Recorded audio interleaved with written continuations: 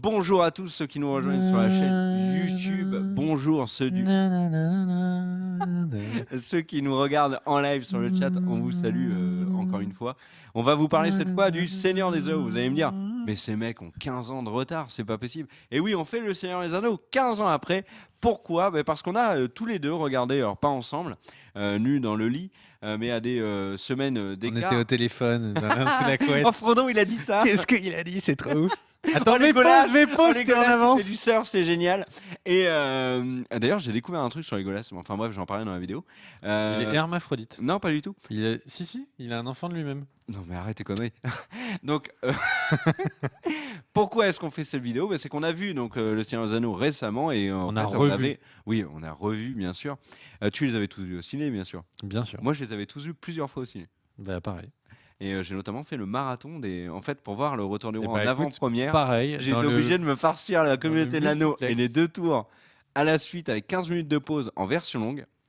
Et je l'ai fait avec grand plaisir dans une salle bourrée de geeks à Amiens. Alors pour ceux Version qui se longue, rappellent, je suis c'était pas le sûr Beaumont, que- le Picardie. Je suis pas sûr que le troisième a été diffusé avec les versions longues. Ah non, au non, cinéma. bah non, non, c'était les 2 premiers en version longue, puis le Retour du Roi en avant-première. Voilà, donc on va vous parler du Seigneur des Anneaux. Pourquoi ? Alors moi j'ai envie de commencer. Qu'est-ce qui m'a donné envie d'en parler ? Moi, je peux dire le pourquoi ? Ouais, vas-y. C'est tout simplement parce que voilà, j'annonce que je me suis fiancé avec ma douce et tendre. Et attends, laisse-moi expliquer. Et que donc, quand je lui ai offert la bague, Ouais. et eh bien en fait, Ah oui, t'as une anecdote sympa. comme elle n'avait pas de bague à part ça, du coup, j'étais pas sur la bonne taille. Ouais. Et on n'était pas à Paris, on était à l'étranger. Et donc du coup, quand je lui ai dit bon bah écoute, il faut remettre la bague dans la boîte, et dans 3 jours, quand on va à Paris, on changera la taille. Et du coup, pendant 3 jours, ma fiancée regardait la bague qu'elle ne pouvait pas toucher, et elle s'est mise à chanter la musique du Seigneur des Anneaux. De Gollum. Et elle l'appelait Mon Précieux, et ça m'a fait vachement marrer, et ça nous a donné envie de revoir toute la trilogie du Seigneur des Anneaux. Eh ben moi, j'ai pas une anecdote aussi folle pour. J'avais juste envie de regarder le Seigneur des Anneaux, donc c'est ce que j'ai fait. Alors, la communauté de l'anneau, j'en avais un excellent souvenir. Je trouve que le film n'a pas du tout vieilli. La communauté de l'anneau, toujours aussi efficace. Alors, la magie de la comté, l'introduction des personnages qui est extrêmement efficace. On a des scènes qui sont très fortes. La mort de Gandalf, la mort de Boromir, bien sûr. Voilà, c'est les recettes du Seigneur des Anneaux, des personnages attachants, des décors vertigineux, on a des scènes d'action qui sont très réussies, on a de l'héroïsme, on a de l'émotion. Hein. Une des scènes les plus fortes du Seigneur des Anneaux, c'est bien évidemment quand Frodon monte sur sa barque et qu'il y a Sam Gamgee qui le suit en disant « J'ai fait une promesse, monsieur Frodon, ne le perdez pas !» Avec la musique de Howard Shore à ce moment-là, qui est le meilleur thème de toute la trilogie. Et même si on rajoute le Hobbit, c'est le meilleur thème. Vous pensez qu'ils feront des chansons sur nous, monsieur Frodon? Donc Vous pensez qu'ils diront Sam le jardinier et monsieur Frodon était au Mordor? Sam était très vaillant. Frodon ne serait pas allé très loin sans Sam. Mais je parlais sérieusement, monsieur Frodon. Mais moi aussi. Enfin bref. Et moi d'ailleurs, j'ai passé les 2. Alors, j'ai pas encore vu le Retour du Roi. J'ai pas revu le Retour du Roi. Mais j'ai passé les 2 films à faire les répliques avant les personnages. Et j'étais plutôt bon là-dessus. Alors oui, on a le droit de spoil. Hein, c'est 15 ans après. Donc si vous n'aviez pas vu le Seigneur des Anneaux avant Pas de de regarder cette respect. vidéo, eh ben il fallait vous débrouiller L'anneau avant. est dissous dans la montagne du destin. Alors, Wouh, il y a une loi en on France. slash. Wouh, Sauron, il meurt en explosion de l'œil, mec.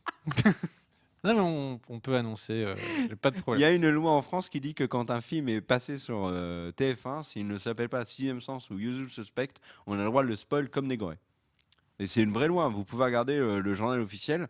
Ça a été signé C'est par dans un les vrai ministre. conditions d'utilisation de YouTube. Vous Ouais. n'avez pas le droit de regarder une vidéo de YouTube si vous n'avez pas validé ces conditions. Alors moi, la communauté de l'anneau, je le trouve vraiment très bon. Et alors après, j'ai enchaîné avec les 2 tours il faut que je l'annonce. Mais du coup, je parle pas. Mais t'en penses quoi, toi, de la communauté de l'anneau ? On va pas faire film par La film, on donne notre avis, Communauté de basta. l'anneau, je trouve que c'est un film qui est qui pose les bases. En fait, c'est un vrai film d'introduction. C'est un film qui, quand on prend Solo, on a les 3h30, quasiment 4 heures de film.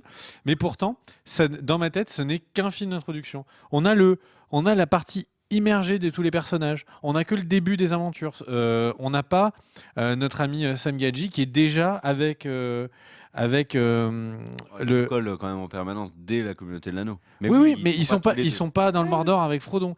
Il y a en fait tout se met en place et le Seigneur des Anneaux est vrai. Tu vois ce qui se passe vraiment dans le Seigneur des Anneaux, le fait que Gandalf y part comme ça, etc., etc. Il n'est vraiment mis en place qu'à la fin, dans les derniers moments du Seigneur des Anneaux. Et donc c'est une super introduction. Et puis il y a des moments. Les mines de la Moria, quoi. Il y a vraiment des moments magiques qui font que c'est des moments clés de l'histoire. Le conseil de Sauron, qui au fond pas de Sauron, D'Elrond. le conseil d'Elrond, eh bien à fond de compte, eh bien, le truc c'est que quand on lit le livre, bon, il y a les différentes communautés et c'est pas incroyable, mais il y a un truc qui se passe dans cette scène. Il y a un vrai côté un peu magique. On voit les elfes qui s'énervent contre les nains, etc.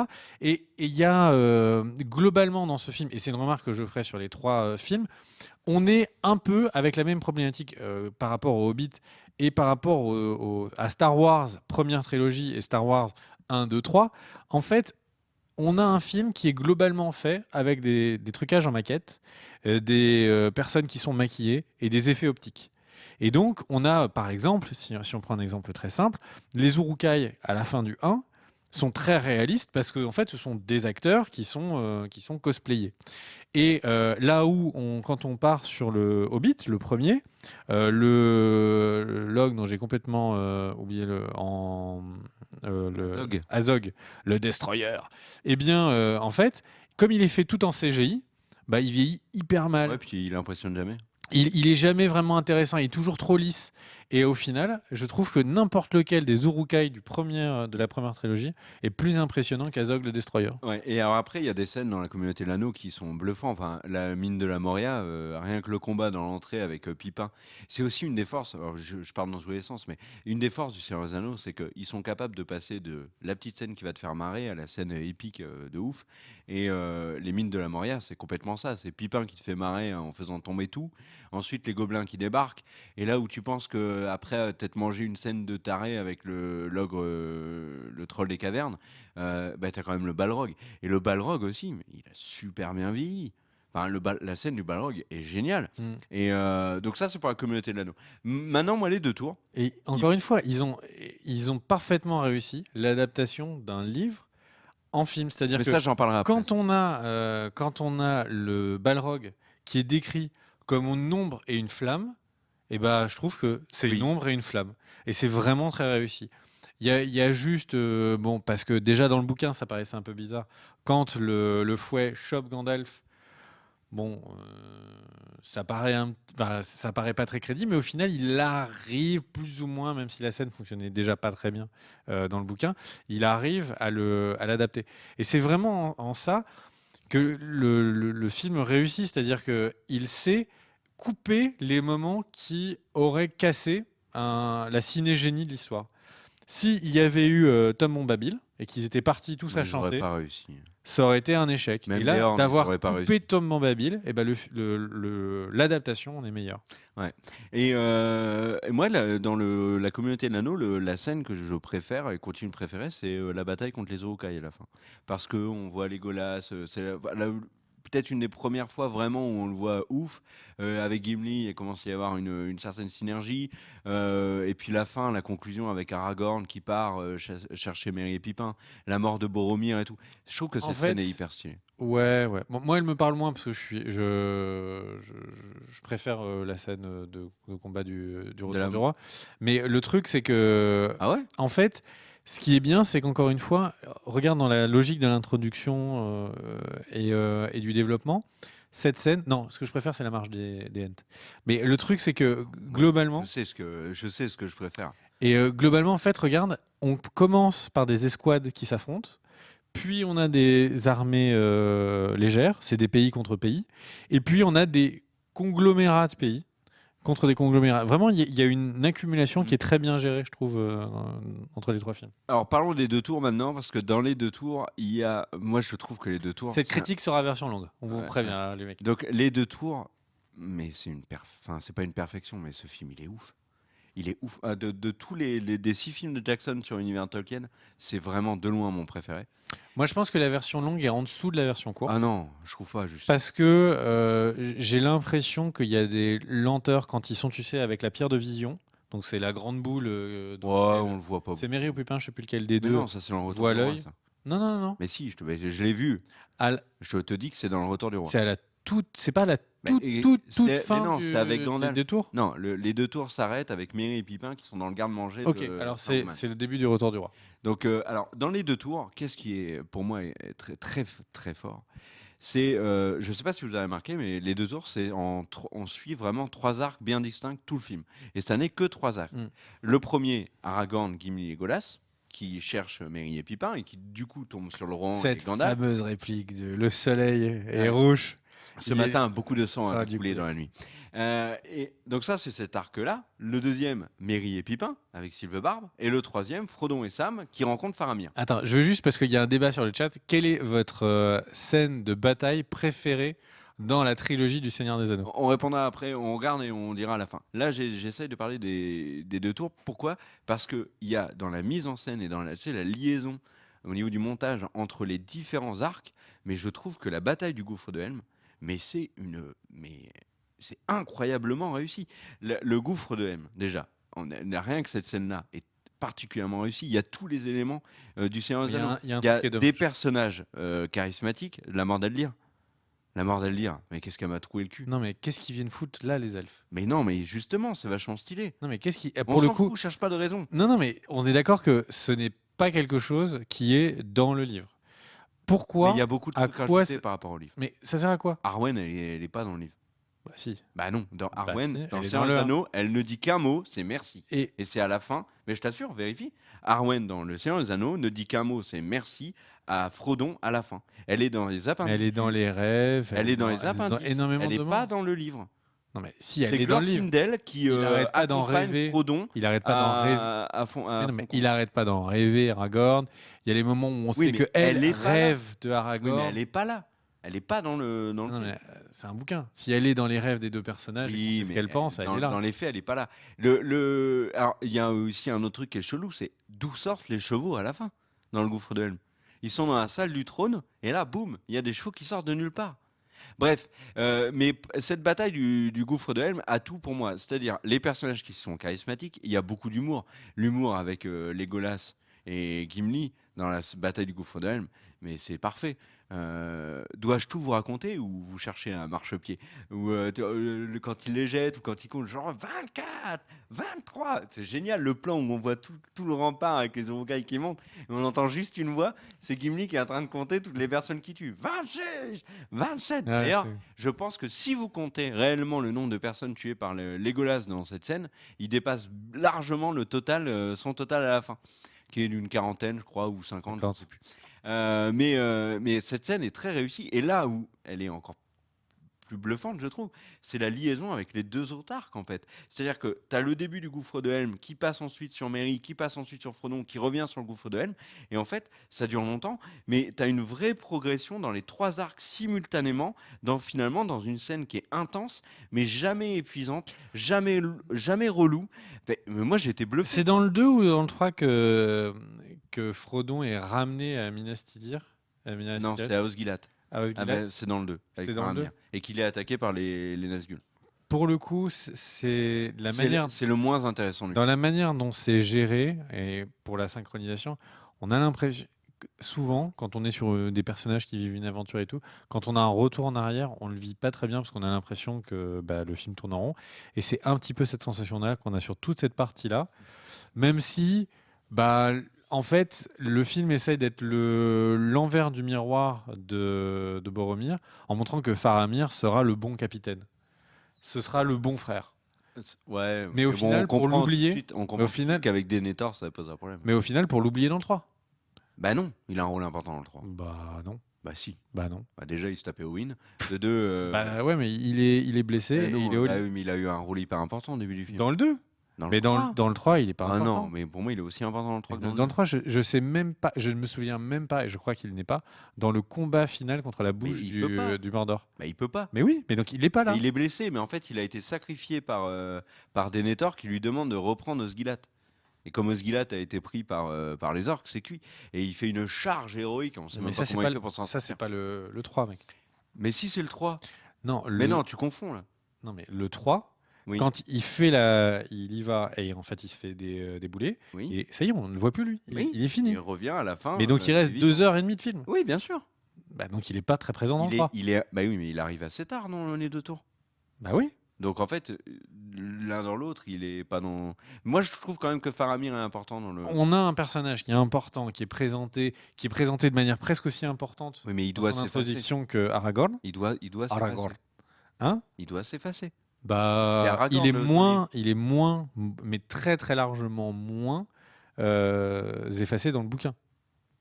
Oui, mais en fait, le truc aussi, oui, mais c'est le bouquin te piège. Pour ceux qui n'ont pas lu le bouquin, et notamment sur le Retour du Roi, le livre est très particulier parce que c'est 2 parties. Partie 1, elles sont de même taille. Partie 1, donc on a Merry, Pipin, Aragorn, Legolas, Gandalf et tout, la bataille du champ du Pélénor et tout, qui est pour moi, mais de loin, la plus grande bataille que j'ai lue de toute ma vie dans un bouquin, la bataille du champ du Pélénor. Et d'ailleurs, elle m'a énormément déçu dans le Retour du Roi, dans le film. Et à côté, la deuxième partie, donc, où tu as. Est-ce que tu as encore Faramir déjà? Parce qu'en plus, il y a plein de trucs du 3 qui ne sont pas dans le 3, le livre. Arachne, enfin, Shelob, elle est dans le 2. Elle est à la fin du 2, ouais. Enfin, il y a plein de trucs. C'est la conclusion. Le bouquin est pas facile à lire, le Retour du Roi, parce que la Il y a dernière beaucoup de mots partie, compliqués, ouais. elle est très longue. Non, elle est surtout très longue, le voyage de Frodon et de Sam en Mordor. Mais Faramir, je sais plus dans le bouquin dans quelle partie il est. Bah, il doit être dans la partie d'Aragorn. Hein. Enfin bref, peu importe. Je sais plus où tu vas.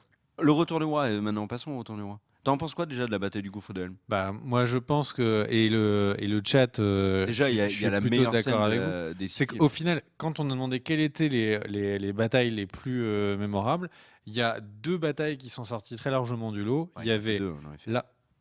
il y avait vraies batailles. l'arrivée Des Rohirrim. des Rohirrim, Ah bah, ça, c'est la la meilleure charge- scène des 6 films. la charge des Rohirrim, mais la charge des Rohirrim 2 fois. Ouais, c'est génial. Celle dans le 2 et celle dans le 3. C'était les 2 qui sont revenus le plus dans le chat et je suis entièrement d'accord avec eux. Mais les Rohirrim, mais l'arrivée des Homers à la fin des 2 tours, mais c'est tellement magique cette scène. Votre roi a Par besoin de vous. Avec une voix de petit vieux comme ça, comment fait-il pour se déplacer? Et Mais- Théoden, il a un mais vrai problème. sincèrement, Il la parle musique- toujours en prose. La musique, ouais, mais en fait, on sent qu'il est, Ouais, il est au complètement, fond, là. Il est au fond. complètement à l'ouest. Il veut mourir. Son fils est mort. Il veut mourir. Et donc à chaque fois, mais c'est avec Théoden, moi c'est un personnage qui me fait, au fond, qui me fait marrer, parce que à chaque fois, Théoden, viens, on va manger un kebab. Oui, s'il faut mourir pour aller chercher ce kebab, je mourrai en chemin. Non mais on va juste chercher un kebab, mec. Salade, tomate, oignon. S'il faut tout essayer et mourir, eh bien je mourrai en essayant la sauce samouraï. Et en fait, t'as l'impression qu'à chaque fois, il va tenter, tu sais, il va se dire, et comment est-ce que je vais faire pour avoir une mort sublime dans cet événement? Mais le seul truc qui me... Alors, le truc qui me va pas dans le 2, c'est... parce que c'est un peu long et chiant, c'est le moment où il y a le peuple qui migre vers le gouffre. Ouais, mais ouais, Il y a avec vraiment des l'attaque- lenteurs. Ouais, mais il y a l'attaque des wargs Bah, qui est qui glissée est- dans le lot. Ouais, qui aurait pu être supprimé, en fait. Bah non, parce que Aragorn. Après, le truc, c'est que quand je dis ça, en fait, et j'aurais bien aimé qu'ils rajoutent des scènes chiantes pour qu'on ait un peu plus, tu vois, de ce nectar incroyable Non, qu'est le c'est Seigneur dur. des Anneaux. Mais la scène des wargs est vraiment un peu en dessous, elle est un peu chiante. Ensuite, bon, bah, il s'en sort. Enfin, tu vois, je trouve que vraiment, ça roule pas. Il y a une des Les répliques elfes, de mais qu'est-ce Théoden. qu'ils foutent dans ce putain Oh, de mais gouffre? c'est dur Les, avec les elfes, scènes. non mais en plus ils sont là, on a l'impression que c'est des robots. Bah oui, c'est génial. Et tout. Non mais ça fait un petit peu. Aldir. tu Mais te la dis- mort d'Aldir, mais Mais- un traumatisme. 6 Oui. ans de psy, moi, j'ai Oui, eu après mais la mort d'accord, mais, d'Aldir. mais pour la mort de ce bon petit gars, en fait, t'as des elfes qui sont là, mais qui ne sont pas là dans le bouquin, qui ne servent à rien dans Mais l'histoire. t'es trop dur. Et surtout, non mais et surtout en fait, ça gâche le propos c'était le combat des hommes. Et vraiment, le Seigneur des Anneaux, c'est le combat des hommes. Les elfes Oui, n'arrêtent pas de dire mais que ça a eux, un sens. c'était les âges passés dans lesquels ils se sont affrontés. Et du coup, là, c'est le temps des hommes. C'est ce que dit même Elrond dans le premier film. Et donc, d'avoir des elfes qui arrivent et qui leur sauvent les miches, Mais il les sauve, il leur non, sauve pas. ils leur sauvent un peu les miches. Regarde parce à qu'ils les la font fin, il n'y a pas d'elfes parce sur que- les chevaux. parce que les elfes les aident à tenir suffisamment pour qu'il y ait Oui. la Et charge. Gandalf. Mais le truc, c'est que donc du coup, ça casse le propos. Et je trouve que je comprends l'envie de mettre des elfes parce que c'est un peuple stylé, et puis on va mettre des armures un peu dorées, on va claquer le swag. Mais au final, ça casse le propos du film. Mais bon, au final, le film est génial. Et puis on s'en fout. Ouais, t'es un peu dur. Et donc, juste pour en parler, parce que tu n'as pas parlé de ce moment, mais les scènes des Ents, Ah ouais, elles sont géniales. moi je trouve qu'il y a vraiment il y a une L'attaque magie. qu'ils en gardent. En fait, ça me fait penser, c'était à une histoire sans fin. Tu sais, il y a une espèce de magie où c'est bien fait, mal fait, et c'est un peu kitsch, mais globalement, il y a une magie qui se dégage de ces vieux films. Et les Ents, c'est un peu pareil. C'est peut-être le personnage qui en CGI est le plus mitigé, mais il est tellement réussi, tellement une bonne bouille. Oh, tu sais, et puis le phrasé, etc., est tellement réussi. Maître Meriadoc. Oui. Et le truc, c'est que du coup, j'ai beaucoup de tendresse pour ces scènes-là. Et la marche des Ents est peut-être une des scènes les plus épiques qu'il y a. La montée de musique. Et vous allez voir quelque chose qu'il n'y a... Tu sais, avec ce grand déranger. Le conseil des Ents. Non. Et vous allez voir quelque chose qui n'a pas eu lieu depuis Bah oui, mais ça, c'est de le longues conseil des Ents. années. La dernière marche. Mais non, des Ents. ça c'est le conseil des Ents. Il dit ça avant d'arriver dans la clairière où il y a tous les Ents qui se réunissent. Oui, pour mais il y a parler. un blabla quand ils partent en guerre. Ah bah non, pas vraiment, parce qu'il est tellement cassé par la révélation de voir qu'il y a eu autant d'armes de la forêt de Fangorn qui ont été détruites Et je trouve. au final, enfin, il gueule un coup et ça y est, c'est parti quoi. Enfin, ouais, donc cette marche des Ents, je la trouve. La musique, vraiment, je pense, porte énormément. Et enfin, bref. Et donc, La musique de Ward Shore, t'as raison, elle est exceptionnelle. en fait, Elle est exceptionnelle. dans les faits, si on remonte, avec Indiana Jones Star Wars, ça faisait longtemps, donc John Williams, ça faisait longtemps qu'il n'y avait pas une BO qui était aussi épique, en fait, tout simplement. Oui. C'est vraiment ça. Et donc, pour. Il y a plein de thèmes tellement différents. Non, mais sérieux. Thème de la Lorien, Il y en a thème aucun qui est de loupé. Minas Il y en a Tirith. aucun qui est loupé. Et Non, ouais. tous tapent juste. Le thème de la comté, c'est vraiment ce petit monde des hobbits. Après, j'ai l'impression que parfois, il y a un peu. On pourrait placer une pub pour Canigou, tu sais, dans la musique de la comté. Facilement. Enfin bref. Et donc, si on passe au troisième film. Alors, et je propose de le faire qu'est-ce dans que une tu autre vidéo et comme ça, Ah. non mais comme ça, je l'aurais vu. Ce mec veut faire des vues sur YouTube. Non. c'est un truc de ouf. Je l'ai pas vu, je l'ai pas revu. Il s'est mis le t-shirt Jurassic Park parce qu'il a vu que les gens qui Pacific voyaient rouge. Pacific Rim. C'est marqué Pacific Park. Ça, c'est un kaiju, mec. C'est le kaiju qui tue Gypsy Danger. Le au début du putaclic. film. Paroxysme. Donc, moi, je propose de voir le troisième film et ensuite on en fera une deuxième vidéo. Donc, ceux qui nous ont suivis, on fera une grande conclusion sur le Seigneur des Anneaux. Et j'ai quand même envie de rajouter un truc avant de se dire au revoir. C'est qu'il y a un truc qu'il faut quand même souligner, c'est la qualité de l'adaptation du livre. Alors, tu parlais du livre, mais il y a un truc qui est... Alors déjà... Faut pas en parler sur le 2, tu peux en parler sur le 1, le 3, mais sur le 2. Oui, mais Jackson a... C'est là où il y a un peu le plus de laisser aller. Sur le 3, il y a beaucoup de choses à dire, mais Jackson a récupéré une œuvre qui est quand même extrêmement compliquée à adapter. Mais si tu la regardes bien, Le Seigneur des Anneaux, Tolkien a créé un monde d'une richesse incroyable et d'une complexité incroyable. Le Silmarillion en est quand même un exemple flagrant. Mais dans Le Seigneur des Anneaux, et c'est, je pense, quelque chose que beaucoup de films et de sagas aujourd'hui ont du mal à faire, c'est créer un fil conducteur qui est cohérent et simple. Il y a un méchant, Sauron. Il doit posséder l'anneau pour imposer le mal partout dans la Terre du Milieu. Il y a une chose à faire, détruire l'anneau. Une personne qui doit le faire, Frodon, basta. C'est le fil conducteur du Seigneur des Anneaux est très simple. Tu ne peux pas le perdre de vue. C'est pas bien compliqué. Mais dans les faits, si tu regardes un petit peu les sagas de ces dernières années, est-ce que quelqu'un arrive à me pondre très clairement le fil conducteur de Hunger Games ou de Transformers ou de plein d'autres films? En fait, il y a un vrai problème. Transformers, le fil conducteur, en plein film, tu es obligé de te battre contre toi-même pour essayer de te rappeler c'est quoi le fil conducteur du film. Et même le 5, là, que j'ai vu Mais il y a des cette fois. semaine, je ne saurais pas vous Non, expliquer mais ce le qui est fil génial dans conducteur de ce film. Transformers, c'est qu'il y a parfois des personnages qui ont eux-mêmes oublié l'histoire Oui, et qui partent en Angleterre. oui. Et peut-être- qui en peut-être que reviennent. Des fois, Et Michael Bay a qui savent pas complètement vraiment zappé pourquoi ils le- sont partis. Ah, il y a quand même un truc aussi, parce que c'est un truc que j'avais tweeté cette semaine sur Le Seigneur des Anneaux, mais le trio Gimli, Legolas, Aragorn, mais holy shit, il est génial. Il est génial ce Attends, trio-là. il y a un truc de ouf. Je veux juste en parler une seconde. Oh. Il y a, Il y a un iPod qui a supprimé un super chat. il y a quelqu'un qui a envoyé un message sur le super chat et et je ne sais pas ce que tu as mis sur le super chat. Ah, mais Et donc- non, je crois que c'est. Merci pour ton Non, message. je crois que c'était Pierre Alors- Le Guen. Alors j'ai Et il a mis un truc derrière en caps et je me demande si ça va pas tout supprimer. et donc du coup Pierre Le Guen avait dit les Oliphants sont extrêmement Ah oui, c'est réalistes. ça. Et il s'est fait Et donc, je voulais attendre qu'on soit au troisième film pour en parler. Et visiblement, le Nightbot. battre. Mais tu les vois dans le 2. Mais en fait, le truc, c'est que les Nightbots. Non. Si, bien sûr que si. Tu les vois dans le 2. Tu vois les Oliphants dans le 2 Bien sûr. Explique-moi ça. Et il y a Sam qui est dans un fourré avec Frodon et Gollum Ah oui et qui fait Tu as des raison. Oliphants. Et dans le bouquin, c'est génial parce que Sam, après, il arrête pas de dire oh, j'ai vu des Oliphants en vrai. Oh, j'ai vu... Et dans le bouquin, avant, il dit oh, si seulement je pouvais voir des Oliphants.